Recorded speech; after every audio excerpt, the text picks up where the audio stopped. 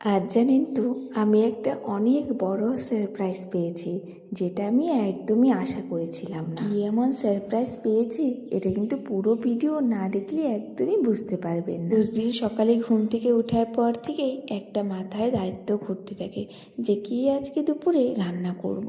এই রান্না করব ঝামেলাটা না অনেকটা বড়।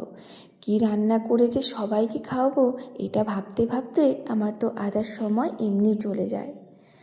আজ না কী রান্না করবো এটা আমি একদম বুঝতে পারছিলাম না।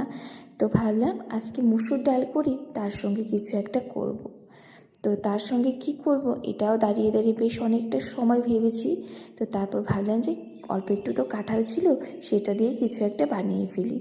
কাঁঠালও অল্প একটু ছিল, তো ভাবলাম অল্প একটু বড়া করে, মানে কাঁঠালের বড়া করে একটু রসা করে নিই। রসা বলতে গেলে একটু গ্রেভি গ্রেভি করি, যেটা আমি প্রথমবার বানাচ্ছি। আর আমি নিজেও কোনো আইডিয়া ছিল না যে এটা কীভাবে রান্না করব। তো যাই, প্রথমে তো এই যে বড়াগুলো ভেজে নিয়ে তারপরে এই যে কড়াইয়ের মধ্যে অল্প একটু তেল দিয়ে পেঁয়াজ ফোড়ন দিয়ে মশলাটা দিয়ে দিলাম। টমেটো, কাঁচা লঙ্কা আর শুকনো লঙ্কা পেঁয়াজ পেস্ট করে দিয়েছি। তো এদিকে মশলাটা ভালো করে কষানো হয়ে গেলে আমি অল্প একটু জল দিয়ে তারপর বড়াগুলো দিয়ে দিয়েছিলাম। আর নামানোর আগে অল্প একটু করে গরম মশলা দিয়ে তারপর নামিয়েছি। কিন্তু ডাল আরও একটা ভাজা আর এই তরকারি দিয়ে আজকে দুপুরে রান্নাটা করলাম। তো এদিকে রান্নাবান্না কমপ্লিট করে রেখে আমি তারপর কিন্তু চলে গেছিলাম মাম্মামকে স্কুল থেকে আনতে। আর এই তো আমার সারপ্রাইজ আমি তখনই পেলাম।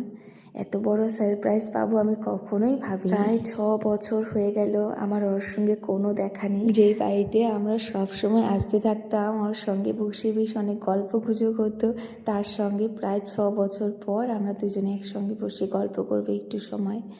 এই সময়টা আমার জন্য খুব স্পেশাল মনে হচ্ছিল। কারণ বলে না, একজন মানুষ এমন থাকে জীবনে যে ওর সব কিছু বোঝে।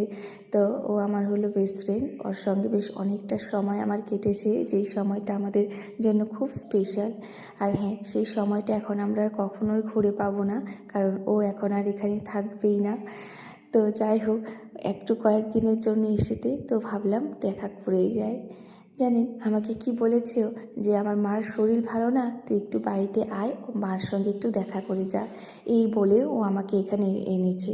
আর আসার পর দেখি আমাদের এই মহারানী এখানেই হাজির হয়ে গেছে। আর ও কী কী এনেছে সেই সব কিন্তু আমাকে দেখানোর জন্য একদম তৈরি হয়ে গেছে। ওর সঙ্গে দেখা করে প্রথম কোশ্চেনটা আমার এটাই ছিল, এবার কতদিনের জন্য এসেছিস? ও বলল 1 মাস। তখন মনটা একটু খারাপ লাগলেও আনন্দটাও ছিল। আমাদের জীবনে আমরা সব সময় বর্তমান সময়টাকে ঘেন্না করি, ভাবি এই সময়টা কবে যাবে চলে, এই সময়টা একটু তাড়াতাড়ি